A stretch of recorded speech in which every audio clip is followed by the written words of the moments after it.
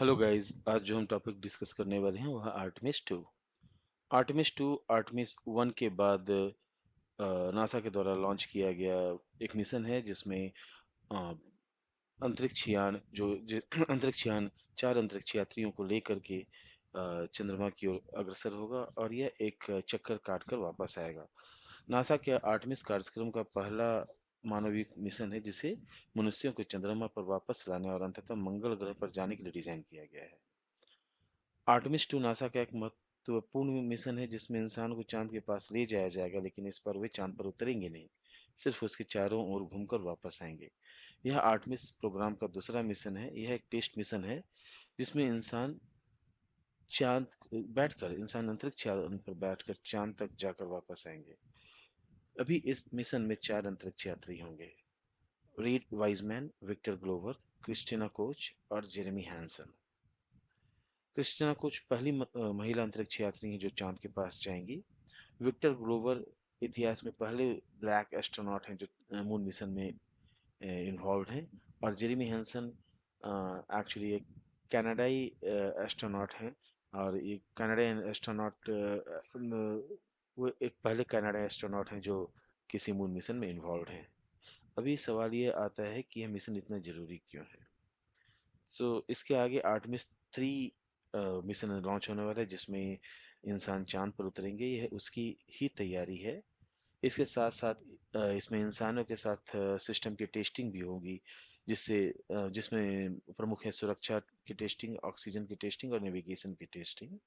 तीसरा है पूर्ण प्रोग्राम के बाद अ, इंसान फिर से चांद की वापस जा रहा है।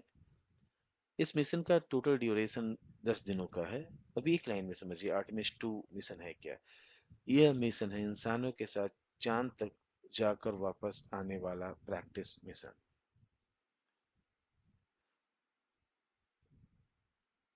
तो ये है आर्टेमिस 2 का मिशन। अभी ये नासा चला रहा है और ये एक टेस्ट मिशन है। इसमें मिशन काम कैसे करेगा? तो सबसे पहले रॉकेट एसएलएस लॉन्च होगा। ओरियन स्पेस क्राफ्ट में एस्ट्रोनॉट बैठेंगे। अंतरिक्ष यान पृथ्वी से निकलकर चांद की ओर जाएगा, चांद की चारों तरफ घूमेगा, फिर वापस पृथ्वी पर सुरक्षित लौटेगा। आर्टेमिस 2 बस एक प्रैक्टिस मिशन है और इसके अलावा और कुछ नहीं है। अभी 2 अप्रैल को अंतरिक्ष यान के सर्विस मॉड्यूल इंजन के लगभग 6 मिनट तक चलने वाले विस्फोट के साथ यह मिशन लॉन्च हो चुका है। 1972 में अपोलो 17 के बाद पहली बार मनुष्य पृथ्वी की कक्षा से बाहर निकल चुके हैं, जिसमें रीड, विक्टर, क्रिस्टिना और जेरेमी हैं। और ये चंद्रमा की तरफ एक डिफाइंड पाथ पर जा रहे हैं। अंतरिक्ष में ओरियन पहली बार चालक दल के साथ काम कर रहा है और हम महत्वपूर्ण डेटा एकत्र कर रहे हैं और हर कदम से सीख रहे हैं। अभी अ,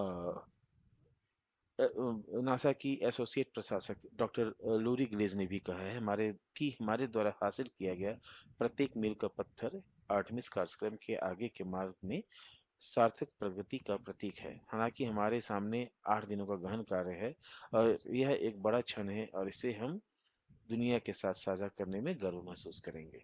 और यह मिशन जो है 1 अप्रैल को शाम 6:35 ईडीटी में फ्लोरिडा एजेंसी के कैनेडी स्पेस सेंटर के लॉन्च पैड 39B से उड़ान भर चुका है। अंतरिक्ष में पहुंचने के बाद ओरियन अपने चार चार सोलर पैनल के विंग्स को खोलेगा, जिससे स्पेस यान में सूर्य से ऊर्जा प्राप्त करने में सक्षम हो जाएगा। और जमीन पर मौजूद चालक दल और इंजीनियर इसकी प्रमुख प्रणाली की जांच शुरू कर चुके हैं। टेस्ट फ्लाइट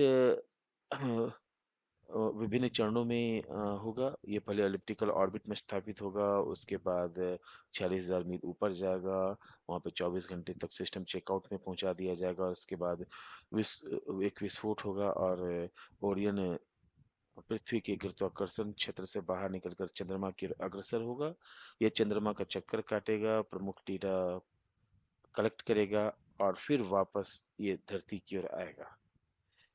ये कूल है जो ओरियन आर्टेमिस, माफ कीजिएगा, आर्टेमिस 2 प्रोग्राम का प्लानिंग है। उम्मीद करता हूँ कि ये मानवता के लिए एक मील का पत्थर साबित होगा और आगे अंतरिक्ष में अ, इंसानों की पहुंच और आगे तक जाएगी। धन्यवाद।